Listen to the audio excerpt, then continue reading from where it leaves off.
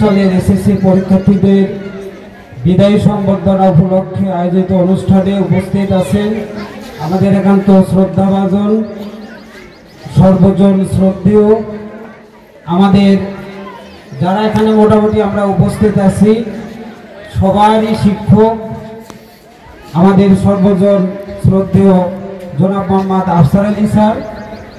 এছাড়া উপস্থিত আছেন আমার অনেক শিক্ষক এখানে স্টেজে বসে আছেন এবং বর্তমান এই স্কুল অ্যান্ড কলেজের অন্যান্য শিক্ষক মণ্ডলী, আমার অত্র এলাকার মান্যগণ্য ব্যক্তিবর্গগণ, এছাড়া যাদেরকে কেন্দ্র করে মূলত আজকের এই অনুষ্ঠান সেসব শিক্ষার্থী এবং স্কুলের বর্তমান অন্যান্য শিক্ষার্থী, সবাইকে আমার সালাম, আসসালামু আলাইকুম।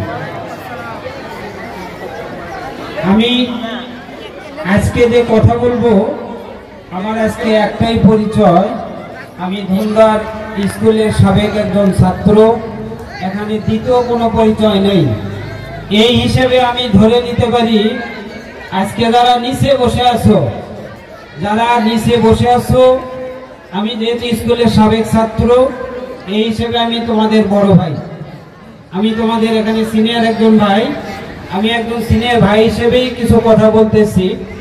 আমি আমার বক্তব্যের শুরুতে আমি শ্রদ্ধা করে স্মরণ করি আমাদের এই স্কুলের সাবেক হেড স্যার ছিলেন জনাব মোহাম্মদ ওয়াজেদ আলী স্যার, আরেকজন শিক্ষক ছিলেন আমরা মৌলভী স্যার বলতাম সিরাজুল ইসলাম স্যার, আরেকজন শিক্ষক ছিলেন আমাদের আব্দুল কুদ্দুস স্যার, আমরা গেম স্যার বলতাম। ধুনদার পূর্ববাজার আরেকজন শিক্ষক ছিলেন সিরাজুল ইসলাম স্যার, আমরা কেরানি স্যার বলতাম। এছাড়া অবসরপ্রাপ্ত হয়েছেন এখানে আমাদের সাবেক হেড স্যার ছিলেন জনাব রফিকুল ইসলাম রফিক স্যার, আমাদের রাজকুমার স্যার, আমাদের বাজরুল স্যার, যারা এখানে এখন অবসরপ্রাপ্ত হয়েছেন।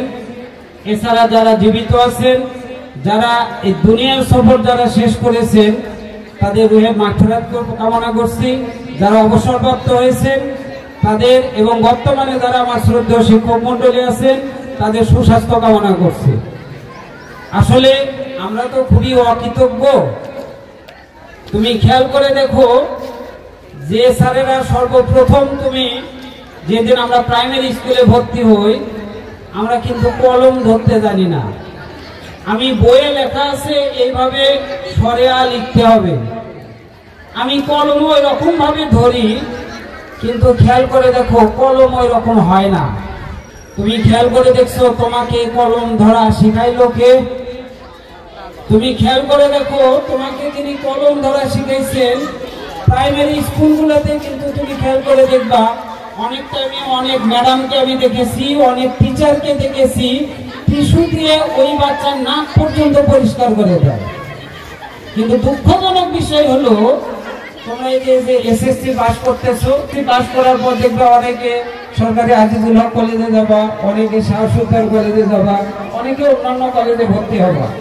ওখানে ভর্তি হওয়ার পর দেখবা বাপরে আজিজুল হক কলেজের টিচাররা সব বিসিএস ক্যাডার, একজন লেকচার দিচ্ছে, তুমি একদম খুব মনোযোগ দিয়ে তাদের লেকচার শুনবা। ওই লেকচার শোনার পর ধরে নিলাম তুমি বিভিন্ন বিশ্ববিদ্যালয়ে ভর্তি হলে, অনেকে মেডিকেলে ভর্তি হয়, অনেকে বুয়েটে ভর্তি হয়। পড়ালেখা শেষ করে দেখবা বিভিন্ন অবস্থানে আমরা অবস্থান করি। আমি বড় অফিসার হয়ে যাই, আমি গাড়ি থেকে নামলে আমার গাড়ির যে ড্রাইভার খুলে দেয়, আমি হ্যাট খুলে আমাকে সালাম দেয়।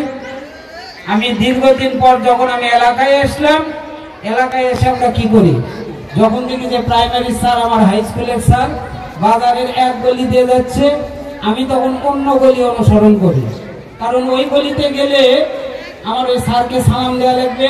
আমি এখন এত বড় অফিসার হয়ে গেছি, ওই স্যারের সামনে গিয়ে স্যার হয়তো জিজ্ঞাসা করবে কোথায় আছো, কেমন আছো, এতটুকুতেও আমরা বিব্রত বোধ করি।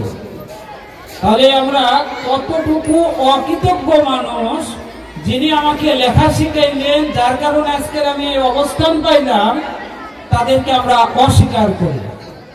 দ্বিতীয় নম্বর কথা হলো এই যে আজকে আমিও ছাত্রদের কাছে চিরকৃতজ্ঞ তো বটেই, সৃষ্টিকর্তার কাছেও চিরকৃতজ্ঞ। বাংলাদেশের খুব কম জেলা আছে যে জেলাতে আল্লাহ আমাকে কথা বলায় নাই, এখনো কথা বলতেছি।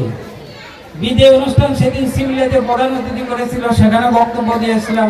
পরশুদিন বক্তব্য দিয়েছিলাম পাবলিক স্কুলে, গতকাল বক্তব্য দিলাম ন্যাশনাল স্কুলে, আজকে বক্তব্য এখানে। এছাড়া অনেকগুলো ফিল্ড ছিল। আসলে তো আমরা চাকরি করে খাই, চাকরি বাদ দিয়ে প্রোগ্রামে যাওয়া যায় না। আজকে আমি এজুলক কলেজে একটা ক্লাস নিয়ে তারপরে আমি এখানে আসছি। এখন আমার প্রশ্ন হলো যে যারা আমার সামনে উপস্থিত আছো, আমি স্কুলের সাবেক ছাত্র হিসেবে আমি ধুন্দার স্কুলের নাম ঢাকা বিশ্ববিদ্যালয় পর্যন্ত আমি পৌঁছে দিয়েছি। আমাদের ওখানে স্কুলের নাম লিখতে হয়, যে আমার হাই স্কুলের নাম কি, আমার কলেজের নাম কি, এটা ঢাকা বিশ্ববিদ্যালয়ের ফর্মে লিখতে হয়েছিল। যেদিন আমি ভর্তি হতে যাই সেদিন সবচেয়ে বেশি গর্বিত ছিলাম যে ধুন্দার উচ্চ বিদ্যালয়ের নাম ঢাকা বিশ্ববিদ্যালয়ের ফর্মে আমি একটা লিখতে পেরেছিলাম। এখন আমি বড় ভাই হিসেবে তোমাদের কাছে একটা দায়িত্ব দিতে চাই। আমি শিক্ষা প্রতিষ্ঠানের একজন শিক্ষার্থী, ধুন্দার উচ্চ বিদ্যালয়ের নাম ঢাকা বিশ্ববিদ্যালয়ের ফর্মে উঠাইছি। তোমরা আজকে বলো ধুন্দার স্কুলকে তোমরা কোথায় নিয়ে যেতে পারবা? বলো। আমরা বর্তমানে চতুর্থ শিল্প বিপ্লবের যুগে আছি। বুঝো 4IR, বুঝো 4IR মানে কি? ফোর্থ ইন্ডাস্ট্রিয়াল রিভলিউশন, চতুর্থ শিল্প বিপ্লব। বর্তমানে সারা বিশ্ব পরিচালিত হচ্ছে AI দ্বারা, আর্টিফিশিয়াল ইন্টেলিজেন্স দ্বারা। কেন? তুমি তো 4IR ধরতে পারতেছো না, তুমি তো AI বুঝতেছো না। মোবাইল তো পকেটে 2-4টে ঠিক আমরা নিয়ে রাখছি।